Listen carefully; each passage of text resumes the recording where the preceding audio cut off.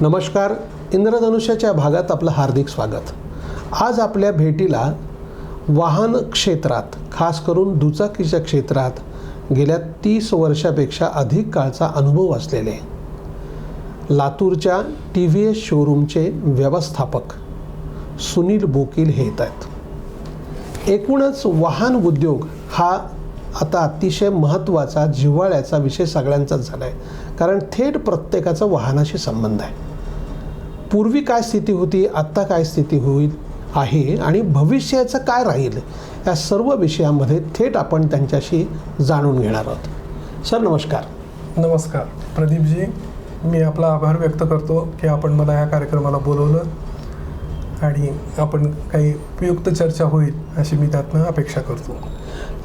मी जसा तो उल्लेख केला की वाहनाच्या विषयामध्ये समजा आपल्याकडे दुचाकी वाहन म्हणजे भारतामध्ये दुचाकी स्वयंचलित हे कधी आलं आणि त्याच्यात मग आत्ता वेगवेगळ्या कंपन्या आणि आजचं एकूण क्षेत्र या वाहनांची संख्या, म्हणजे जसं आपल्याकडे लोकसंख्या जी पूर्वी होती आणि आत्ता जी आहे, म्हणजे स्वातंत्र्यापूर्वी आपल्याकडे 33-35 कोटी होती स्वातंत्र्याच्या वेळेला, आता आपण 135 कोटी झालोत. तर त्या वेळेला, स्वातंत्र्याच्या वेळेला स्वयंचलित वाहनं आपल्याकडे किती होती आणि आत्ता अमृत महोत्सवी वर्ष आपण साजरा करतोय आणि आत्ता साधारण काय आकडे आहेत जरा सांगा बरं. आता माझ्याकडे आत्ता ह्यावेळेस आकड्याची उपलब्धता पूर्वीच्या ह्याच्यातली नाही आहे, पण आपल्याला आठवत असेल की ज्यावेळेस आपण आपला पिरियड जरी म्हणलं की तो अगदीच काही स्वातंत्र्य काळातला नव्हता, पण त्यानंतर जरी 1970-75च्या पिरियडमध्ये ज्यावेळेस आपण शाळेमध्ये होतो, कॉलेजमध्ये होतो, आपलं लातूर त्यावेळेस आपण इथे शिकत होतो, तर त्यावेळेस लातूरमध्ये काय पोझिशन दिसत होती की हार्डली एक हाताच्या बोटावर मोजण्या एवढे आपल्याकडे टू व्हीलर आणि कार तर अत्यंत कमी. बरोबर. तुम्हाला अजूनही आठवत असेल की जोडकारी असलेल्या लातूरमध्ये फक्त दोघांचे तिघांच्याच असायच्या. बरोबर आहे. आमचे एक आप्पासाहेब साबळे होते, ते नागपुरी पेंटर होते, अजून दोघा-तिघांचे आमचे वाजपेयी साहेब होते. बरोबर. आणि लाहोटी साहेबांची कार म्हटलं की आपण सगळे कसे रस्त्यांच्या साईडला बघायचो. तर ते एक पिरियड होता आणि सुरुवात तशी झाली म्हटलं तर कसं की पहिल्यांदा भारतामध्ये जे आहे ते मॅन्युफॅक्चरिंगपेक्षा बाहेरून गाड्या आणायच्या आणि डीलरशिप घेऊन ते विकायच्या. हा कन्सेप्ट हा बजाजनी पहिल्यांदा सुरू केला. बरोबर. आणि मग त्यांनी त्यांच्या तिथून गाड्या येत होत्या. मग इथे परत त्यांनी विचार केला की अरे ते गाड्या आणायला आणि ट्रान्सपोर्टेशनला महाग पडायला लागलं, मग ते इथं असेंब्ली करूयात. गव्हर्नमेंटनी सपोर्ट केला आणि मग हळूहळू ती एक क्रांती ज्याला म्हणतोय किंवा ती गरज वाढत गेली. मला अजून आठवत आहे की त्यावेळेस जे आहे, ज्यावेळेस सुरू झालं त्यावेळेस आपण प्रत्येकजण हसायचो. पहिली मला आठवते की मी ज्यावेळेस वेस्पा घेतली होती त्यावेळेस तिला प्रिया नाव दिलेलं होतं. बरोबर. आपल्या ती महाराष्ट्र गव्हर्नमेंट आणि बजाज ह्या दोघांच्या मिळून केलेली होती. गाडीची किंमत होती 3,000 रुपये. होय. पण त्यावेळेस त्याला जे ऑन व्हॅल्यू द्यावं लागायची ती त्यावेळेस मी 7,000 दिली होती. बापरे. म्हणजे गाडीच्या किमतीच्या आपल्याला डबल. आणि ते कौतुक वाटायचं की मग 4 महिन्यांनी येईल, मग तो कुठं कलर कुठं बघतात काय, मग मिळाली त्यात वगैरे वगैरे असायचं, पण ती गरज म्हणून वापरायचो आपण.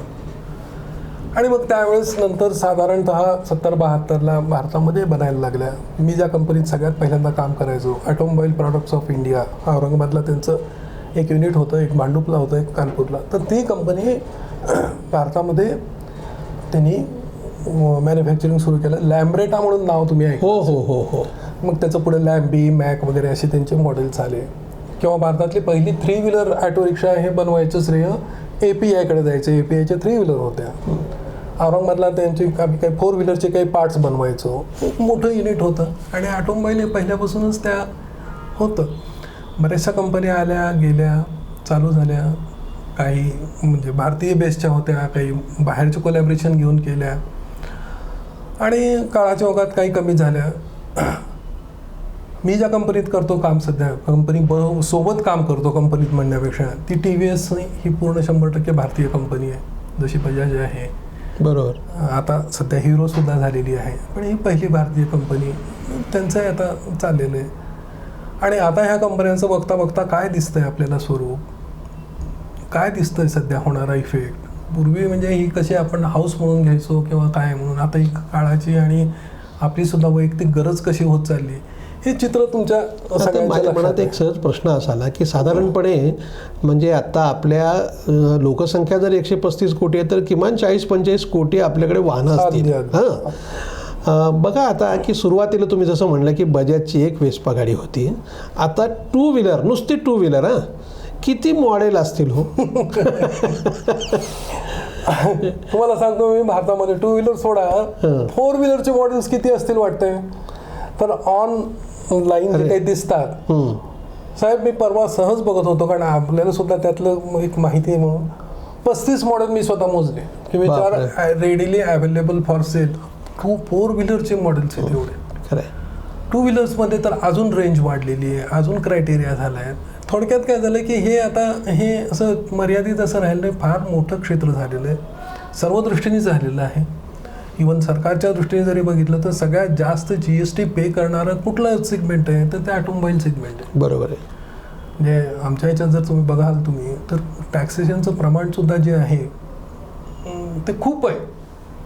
अर्थात ते का आहे, कसं आहे, त्याच्यावर गव्हर्नमेंटही काम करत आहे, बेसिक इन्फ्रास्ट्रक्चर आहे, लागतं आहे, सगळी होती आहे. पण तरी काय होतं की ती जी इन्व्हेस्टमेंट आणि ते जे सगळे मिळणारे रिटर्न्स आणि जे आहेत ह्या दृष्टीने बघितलं तर अतिशय एक महत्त्वाचं असं इकॉनॉमीमध्ये रोल ह्याचा आहे ऑटोमोबाईल इंडस्ट्रीचा. एम्प्लॉयमेंट जनरेशनमध्ये सुद्धा अतिशय मोलाचं आणि काम होतं आहे त्यातलं. त्या पद्धतीने जे आहे की आपण असं म्हणतो की काय बाबा ऑटोमोबाईलचा हब म्हणजे ते काय तिथे बनवतात, तसं महाराष्ट्रात आहे आता ऑटोमोबाईल हब असल्यामुळं आपल्याकडे प्रोडक्शन वगैरे भरपूर आहे. बरोबर आहे. पण महाराष्ट्र आहे, गुजरात आहे, सध्या तामिळनाडू एकमध्ये चाललेलं आहे. बरोबर. प्रत्येक ह्याच्यात बनतंय. हिमाचल किंवा आता तिकडे झाले, दिल्ली तर आहेच आहे. होय. पण हे इथंच थांबत नाही आहे. भारताच्या प्रत्येक कानाकोपऱ्यामध्ये त्या जात आहेत. टू व्हीलर जात आहेत, फोर व्हीलर जात आहेत, थ्री व्हीलर जात आहेत. मग त्यासाठी तिथं लागणारं त्यांचं सेल्सचं तर सोडा, डीलरशिप वगैरे तर ते लागतात, पण सर्व्हिसिंगच्या निमित्ताने, मेकॅनिकच्या निमित्ताने किंवा रिटेलर, छोटे छोटे दुकानदार, इवन पेट्रोल पंप्स, पंक्चरवाले, हे सुद्धा एक्सटेंडेड म्हणजे एका अर्थाने मोठा रोजगार उपलब्ध करणारी ही इंडस्ट्री आहे ती. आणि ही इंडस्ट्रीमध्ये कसं आहे की सर्व प्रकारच्या लोकांना रोजगार मिळतो. खरं. म्हणजे जे म्हणतात की बाबा नाही आम्हाला ते हात काळे करण्यात आणि ते काम करण्यात मजा आहे, ते सुद्धा एन्जॉय करतात. आणि जे म्हणतात की नाही बाबा आम्ही म्हणजे बुद्धिजीवी किंवा आम्हाला त्या R&D मध्ये रिसर्चमध्ये करतात, ते सुद्धा काम करत आहेत. खरं. प्रत्येक लेवलच्या जागा. माझ्या मनात एक असा एक दुसरा प्रश्न आला, वाहनांची संख्या दिवसेंदिवस वाढते. जसं शेतीमध्ये म्हटलं जातं की आपली शेती मर्यादितच आहे आणि त्याच्यावर उपजीविका करणारे लोक वाढत आहेत, तसं आता काय झालं की आपले रस्ते, एकूण इन्फ्रास्ट्रक्चर आपलं मर्यादित आहे आणि वाहनांची संख्या मात्र प्रचंड वाढती आहे. आणि आपल्याकडचा जो एक नियम आहे की 15-20 वर्षानंतर जुनं वाहन हे वापरायला नको, पण त्या जुने वाहनांचं एकूण त्या तसेच राहत आहेत. याचं पुढे काय होईल व स्थिती कशी असेल, काय करायला पाहिजे असं वाटतंय? ते तुम्ही अगदी बरोबर बोलला प्रदीपजी. शेवटी कसं आहे की म्हणजे ह्या जगाच्या सुरुवातीपासून अंतापर्यंत एरिया तेवढाच राहिलेला आहे. बरोबर. जागा जमीन तेवढीच आहे. होय. आपण किती व्याप्त करतोय ना आपण किती रिकामी करतोय. खरंय. नॉर्मली काय आहे की एक साधं गणित लक्षात घ्या की आता ठीक आहे काही ठिकाणी आता ते मल्टी लेवल पार्किंग आलंय. बरोबर. पण त्याचे अत्यंत अजून त्याला जो पाहिजे तेवढा काही त्याचं स्पीड नाही आहे. एक गाडी बनवली, एक कार बनवली आपण, तर त्या गाडीचं कारचं साधारणतः जे काही डायमेन्शन असतं 8-9 फूट बाय 6 फूट, बरोबर, ही जागा कायमची त्या जमिनीवरची त्या गाडीने ऑक्युपाय केली. टू व्हीलर जर घेतली आपण तर टू व्हीलरला जी काही 7 फूट बाय 2 फूट लागणार आहे, मग तुम्ही ती पार्किंगमध्ये ठेवा, तुम्ही रोडवर ठेवा, तुम्ही मेकॅनिककडे ठेवा, तुम्ही चालवत असा, जागा तर ऑक्युपाय होणार. होय. आणि ह्याचे होणारे परिणाम आपण बघतोय की आज जसं तुम्ही म्हटलं आणि ती करेक्ट आहे. मी थोडीशी फिगर बघत होतो ते, तर साधारणतः 40-45 कोटी वाहनं हे आत्ता भारतामध्ये ऑन रोड आहेत. बघा, आपल्याकडे एक आपल्या समाजव्यवस्थेचं एक वैशिष्ट्य आहे की आपल्याला नेहमी आपण काय म्हणतो ते नियम पाळणारे लोक आहोत, पण कायदा आपल्याकडनं पाळणं होत नाही. म्हणजे काय जरा सांगा बरं, नियम आणि कायदा. एक अर्थ तुम्हाला मस्त सांगतो मी तुम्हाला की कायदा काय आहे की हेल्मेट वापरावा. होय. नियम काय आहे की हेल्मेट सहित गाडी विकली पाहिजे. आम्ही तो नियम पाळला की नाही गाडी विकताना हेल्मेट कंपल्सरी. वा. कायदा कुठे? होय. बरं, सगळी गोष्ट त्या सरकारने किती लेवलवर करावी ह्याचाही प्रश्न खरंय आहे. खरंय खरंय. तुम्हीच बघितलं असेल पेपरमध्ये वाचण्यात, काल परवाच माझ्या आलं की लातूरमध्ये फक्त 9 कोटी रुपयाचे चलन फाडले गेलेले आहेत. 2 व्हीलर 4 व्हीलरला होय. काय बाय वे ऑफ पेनॉल्टीज. होय होय. मग हे चलन म्हणजे मॅक्सिमम असतात काय? नो पार्किंग, होय. सिग्नल तोडणे, खरंय. स्पीड तोडणे. होय. बरोबर आहे, म्हणजे अगदी बरोबर. नियमाचं उल्लंघन सगळं होय. काय दोघांचे आहे. हम्म. वापरणारे तुमच्या माझ्यासारखे सामान्य आहेत. आपण म्हणतो त्याला पर्यायच नाही, तुम्ही पार्किंगला जागाच देत नाही तर करायचं कुठे? होय. पण हे दोन्ही एकमेकाला म्हणजे एकमेकाशिवाय प्रॉब्लेम सुटणार नाही हे जरी खरं असेल तरी ह्याचे उत्तर ते नाही आहेत. बरोबर आहे. म्हणजे नो पार्किंगमध्ये किंवा रस्त्यावर पार्किंग का करावी तर मला नाही आहे, थोडंसं आता आपल्यामध्ये सुद्धा ती सुजाणता आली पाहिजे. मी तर असं म्हणेन की 2 व्हीलर म्हणजे एकंदरच रहदारी आणि ट्रॅफिक ह्याचं प्रमाण इतकं प्रचंड वाढलेलं आहे. होणारे ॲक्सिडेंट, त्याच्यामुळे होणारे नुकसान, जीवितहानी, मालमत्ता हानी, आणि हे जे सगळे प्रचंड आहेत ह्यासाठी आपण काहीतरी सगळ्याच लेवलला, सगळं सरकारनेच करावं असं नाही, बरोबर. पण मॅन्युफॅक्चरर, डीलर आणि वापरणारा सुद्धा, की ह्याच्यात कुठेतरी कस्टमर एज्युकेशनची फार गरज आहे. हे तुम्ही फार चांगला मुद्दा मांडला सर, की माझ्या मनात प्रश्न काय आला सांगतो, की माणसं पूर्वी प्रत्येकाला आपलं घर असायला पाहिजे होतं, वाटायचं. आता कसं आहे माहिती आहे का, की घर समजा माझं फ्लॅट येईल तेव्हा येईल, मी भाड्यानं राहीन.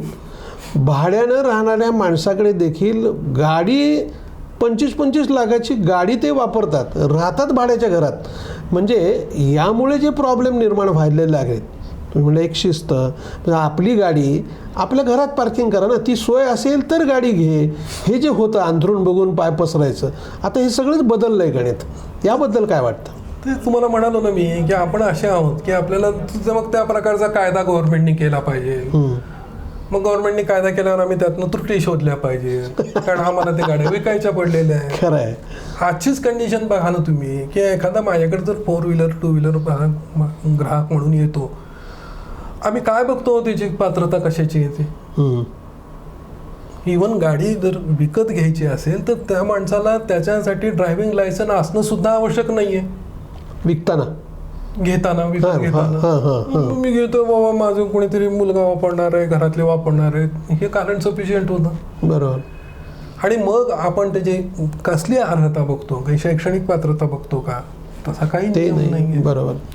आर्थिक तर काही लावायचं कारणच नाहीये, कारण तुमच्याकडे पैसे नसाल तर सगळे अजून जास्त खुश, कारण तुम्हाला लोन देता येतं. बरोबर. अजून एका बिझनेसची सुरुवात, ती कितपत योग्य आहे काय योग्य आहे हे वेगळा विषय आहे. वेगळा विषय, व्यक्ती सापेक्ष आहे ते होतं. पण ह्या सगळ्यामध्ये अतिशय काही मूलभूत गोष्टी ज्या आहेत, नो डाऊट आमचं त्यांच्याकडे म्हणजे सरकारकडे आमच्या लेव्हलला बराचसा वैयक्तिक पण काही असोसिएशन, काही सोसायटी ह्याच्या मानाने चाललेलं असतं. गव्हर्नमेंट करतंय, पण शेवटी कसं आहे की ती यंत्रणा मोठी आहे, त्यांच्याकडे तो अवेअरनेस येऊन त्यांच्यावर काम व्हायला त्याचा वेळ लागतो. पण एक साधे उदाहरण बघा की ड्रायव्हिंग लायसन काढण्यासारखा प्रकार, लर्निंग लायसन काढण्यासाठी RTOच्या ऑफिसमध्ये जा, तिथं ती परीक्षा द्या, 4दा बसा, त्यातनं करा, ते सगळं करा, हे होतं. आता ऑनलाईन सुरू केलं. होय.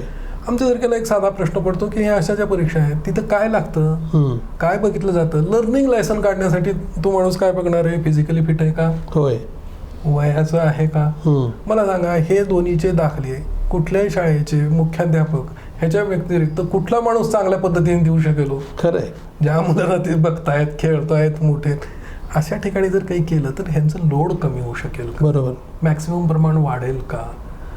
10वी-12वीच्या परीक्षा आपण बघतो की किती प्रकारचे ते प्रयोगशाळा आहेत, त्यांचे प्रॅक्टिकल्स आहेत, सगळे ते जसे महत्त्वाचे आहेत तसे ह्या विषयाला सुद्धा महत्त्व दिलं पाहिजे. खरंय खरंय. आठवड्यातनं एखादा त्यांचा क्लास घेणे.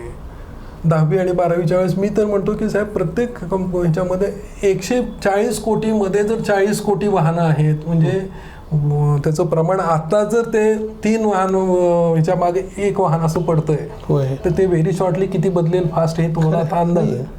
प्रत्येकाला त्याचं ते शिक्षण दिलं गेलं पाहिजे. तुम्ही फार छान मांडलात मुद्दा. म्हणजे माझ्या डोक्यात एक सहज मुद्दा आला. 12वीची परीक्षा झाल्यावर सांगा प्रदीपजी, तुम्ही बाकीचे सर्टिफिकेट देता, त्याला एक परमनंट लायसन देऊन टाका. करेक्ट आहे एकदम. त्याच्यानं त्याची एक आयडेंटिटी राहील. होय. ट्रेसिंग राहील. नाही, आता तुम्ही हा जसा मांडला ना मुद्दा, काय झालं आहे की आता लातूरमध्ये शिक्षणाचा आगर आहे आणि घरोघरीच सगळीकडे ट्युशन्स आणि अमुक याला जाणारी मुलं, आणि अक्षरशः 7वीपासूनच मुलं वाहनं चालवतात. त्यात पालकांना देखील काहीच वाटत नाही त्याला गाडी देताना नेमकं काय असायला पाहिजे. आणि हे जे आहे ना, यासाठी काय, जसं तुम्ही म्हणलात ना, हे सगळं नियम पाळणं वगैरे प्रबोधन व्हायला पाहिजे. ह्या विषयात काय व्हायला पाहिजे असं? हे पहा सर, सरकार त्याच्या लेवलला काम करत आहे. बरोबर. त्यांनी कायदा केलेला आहे की 18 वर्षाच्या आत पाळायचं नाही. बरोबर. नियम काय आहे? हां, बिचारे पोलीस बघतात, लहान आहे रे, कुठे अडवाय त्याला. होय. तो शिट्टी वाजला ऐकून घाबरून काहीतरी कुठे ते धडकेल म्हणून ते म्हणतात जा बाजूला निघून. ते त्यांनी दिलेलं त्याच्याकडे केलेलं ते दुर्लक्ष आहे. पण ते होतं काय, ह्याला वाटतं की तो आपला अधिकारच आहे. होय. पालकांच्या बाबतीत काय झालंय की आता लातूर हब झालंय, सगळं खरं आहे. केवळ 10 मिनिट वाचवण्यासाठी तुम्ही म्हणताय की नाही नाही त्याला त्याची गाडीच पाहिजे नाही. आज गाड्यांमध्ये सुद्धा बघा की ज्या गाड्यांची स्पीड कमी आहे अशा इलेक्ट्रिक गाड्यांना सरकारने सुद्धा ती परमिशन दिलेली आहे की तुम्हाला रजिस्ट्रेशन करायची गरज नाही आहे. बरोबर. तुम्ही त्या वापरू शकता, त्या मुलांना हे सोपं आहे. पण काय, आम्हाला स्पीड आहे पाहिजे. होय, खरं आहे. म्हणजे मला कित्येकदा तर हा प्रश्न पडतो की आता तुम्हाला माहितीच आहे की आता गडकरीजी एवढं सगळे तिथं घेत आहेत आणि खरंच त्यांचं काम जे आहे ते म्हणजे वादच नाही, ते मोठंच काम आहे. 50 वर्ष तरी ते दरवेळेस लक्षात राहणारच आहे ते. पण त्याचबरोबर एक लक्षात घ्या की आपण काय काय आपला उद्देश काय म्हणायचा किंवा कुठली गोष्ट सांगायचा आणि समाज किंवा समोरचा माणूस घेतो काय. एक उदाहरण म्हणून सांगतो की आता पुणे औरंगाबाद हे डिस्टन्स पहिल्यांदा आपल्याला 8 तास लागायच्या आपल्याला, तर त्यावेळेस बसच होतं. खरं आहे. त्यानंतर ते हळूहळू 7-8 वर आलं, 6 वर आलं. आता ते गडकरीजी म्हणाले की नाही नाही आम्हाला ते डिस्टन्स आता काय करायचंय, 2.5 तासावरच आणायचं. काय होईल त्याच्याने मग सर? तुम्ही 2.5 तासावर आल्यावर परत एखादा तिथे वकील जाणार आहे, तो म्हणणार मला वेळ नाही, मला 1.5 तासातच पोहोचायचं. खरं आहे, खरं आहे. ही रेस अगेन्स्ट टाइम जी आहे ही सातत्याने होणार आहे. पण मग काय आहे की आपण रोड तिथे तसे बनवलेत आणि त्याच्यावर स्पीड गन ठेवलेले आहेत 80 लिमिट. कसं होणार आहे ह्याचं त्रासदायक? खरं आहे. किंवा आता लातूरसारख्या ठिकाणी म्हणजे कल्पना असेल आपल्याला, आपण तर पत्रकार आहात, त्या सगळ्या विषयाची आपल्याला माहिती असते. पण मला एक अशी सहज एक दिवशी मी काढली, त्यावेळेस मला माहिती कळाली की आपल्याकडे शिवाजी चौक ते गांधी चौक हा जो एरिया आहे इथं maximum speed permissible speed limit is 30 km. बरोबर आहे. 30 किलोमीटरच्या स्पीडने आपल्याला चालवायचं आहे. आणि आपण गाड्या काय करतोय, आमची एकही गाडी 100 cc खालची नाही. खरं आहे, खरं आहे, खरं आहे. माझ्याकडचं फक्त एक प्रॉडक्ट आहे की जे बिलो 100 cc त्याचा सेल आता कमी झाला, लो स्पीड गाडी. मग ह्या अशा पद्धतीने करण्यासाठी काही आपल्याला काही अंकुश लावावा लागतो. खरं आहे. त्या हाय स्पीडकडे जाण्यापेक्षा. आता बघा आपल्याकडे एक फार चांगलं स्लोगन आहे, मनाचा ब्रेक उत्तम ब्रेक. ते बऱ्याच वेळा रोडवरती लिहिलेलं असतं ना. आता तुम्ही आत्ताची ही स्थिती सांगताय, या स्थितीत भविष्यात अजून एक 25 वर्षांनी वाहनांची संख्या वाढणार आहे आणि एकूण माणसाचा जो एकूण ॲप्रोच आहे सगळ्या गोष्टीकडे बघायला, आत्ता फक्त त्याला सर्वात जवळचा मित्र मोबाईल आहे. त्यामुळे त्याला वेळच नाही काही अशा गोष्टींचा विचार करायला. आम्ही जे बोलतोय ते खरं आहे. तर भविष्यातलं चित्र काय असेल? हे पहा, 25 वर्षाचं नंतर म्हटलं तर ते कसं आहे की थोडंसं आपलं प्रत्येकाची काय म्हणतो त्याला, किती विचारशक्ती, कल्पनाशक्ती, विचार म्हणण्यापेक्षा विचार कमी येतात, कल्पनाशक्ती काय येतात. माझ्या तर मनात कित्येकदा असं येतं की 25 वर्षानंतर वाहनच राहणार नाहीत साहेब. कारण कोणाला जागचं हालायची गरजच पडणार नाहीये, म्हणजे असं होणार. पण आता नियर फ्युचरमध्ये जर बघितलं तर आता आपण कसं चाललोय की पहिल्यांदा आपण वाहनांकडनं स्वयंचलित वाहनाकडे आलो, त्यानंतर आता रिमोट कंट्रोलकडे गेलो, आता सेल्फ कंट्रोल वाहनाकडे चाललोय. फॉरगेट अबाउट हे फ्युएल वगैरे होत राहील. एक फ्युएल गेलं तर दुसरं गाडीवर काहीतरी काही ना काही होत राहणार आहे, कारण ते करावंच लागणार आहे. मग काय होणार आहे की सेल्फ कंट्रोल्ड वाहन. आताच आपण बघतोय की आता आपण बरीच त्याची पेपरमध्ये बघतोय की बाबा ड्रायव्हरलेस व्हेइकल, त्यात बसायचं, आपण जायचं सगळं. आणि हे केलं की मग सेल्फ कंट्रोलमध्ये काय होईल की त्यांचा रूट ठरलेला असेल, तिथल्या तिथे ते वेळेवर जातील. तुम्हाला रस्त्यामध्ये काही ट्रॅफिक जाम वगैरे झालं तर ते सगळीकडे मेसेज कळतील. काही दुर्दैवाने काही समजा ॲक्सिडेंट वगैरे झालं तरी ते अरेंजमेंट सगळी त्यात होतील, कारण त्यात ते सगळं AI जे आहे आर्टिफिशियल इंटेलिजन्सच्या ह्याच्याने सगळं फिडिंग केलेलं असेल. इव्हन आताच आपण बघतोय की आता गुगलमध्ये आपल्याला कुठे 2 मीटरवरचे टर्निंग कळते. होय होय. इतकं सगळं फास्ट सगळं चाललेलं आहे आणि हे त्या त्या अनुषंगाने होत राहणार आहे. प्रश्न काय येतो मुळात की हे सगळं करण्याची जे काही आहे त्यासाठी आपल्यासाठी आपलंही काही त्यात एज्युकेशन व्हायला पाहिजे की नाही. बरोबर. काही कंट्रोल मॅन्युफॅक्चररने घालायला पाहिजे. म्हणजे आत्ताचीच कंडिशन अशी मी तुम्हाला अतिशयोक्ती सांगत नाही. मी काल एका ठिकाणी उभा होतो समोर ते शोरूम बघितलं, सायकलचं शोरूम होतं. वरच्या मजल्यावर सायकल दिसल्या, म्हटलं ते काय आहेत, तर तो म्हटलं सायकल आहेत. किती वयाचे आहेत? 5 वर्ष मुलाचे आहेत. कशा आहेत? बॅटरी ऑपरेटेड आहेत. मी लातूरमधली गोष्ट सांगतो. अरे बापरे. एकाची किती रनिंग कॉस्ट आहे? 8 ते 10 हजार आहे. म्हटलं हे कशासाठी लागतात? नाही, लहान मुलांना ते. अरे यार म्हटलं हे किती कसं काय होणार आहे ते? फ्लॅटमध्ये मुलं कुठे वापरणार आहेत? अंगणात कुठे वापरणार आहेत? आपण काय करतोय? पण त्याच वेळेस मग माझ्या लक्षात आलं की हे अशा प्रकारची जर खेळवणी म्हणून आपण देण्यापेक्षा हे जर ते प्ले ग्रुप 4थीपर्यंत 10वीपर्यंत दिलं, त्यांना ते वापरायला दिले, त्यांना त्यांचे नियम सांगायला दिले, तिथे जर त्यांना तसे ट्रॅक्स करून देता आले, घसरगुंडी किती वर्ष खेळणार आहोत. होय होय. प्रदीपजी तुम्ही मी त्या आपण एन्जॉय केलं ते खरंय खरंय खरंय. पण ते करता करता हे असं काही करता येईल का?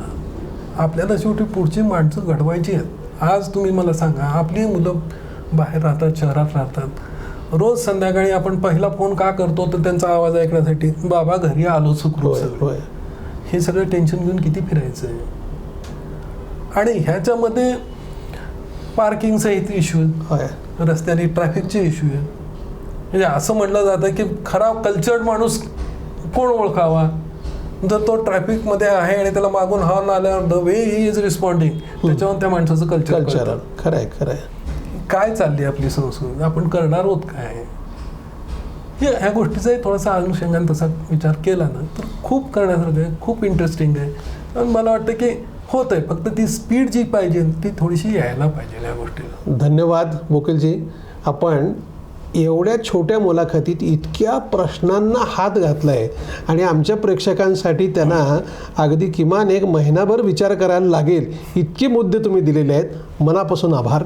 धन्यवाद प्रदीपजी.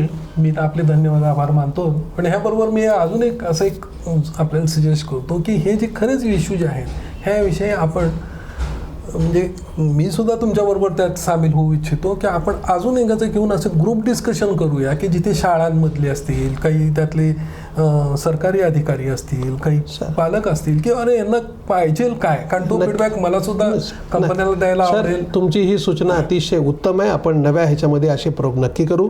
धन्यवाद. आपल्याला हा जर व्हिडिओ आवडला असेल तर तो लाईक करा, फॉरवर्ड करा व सबस्क्राईब करा.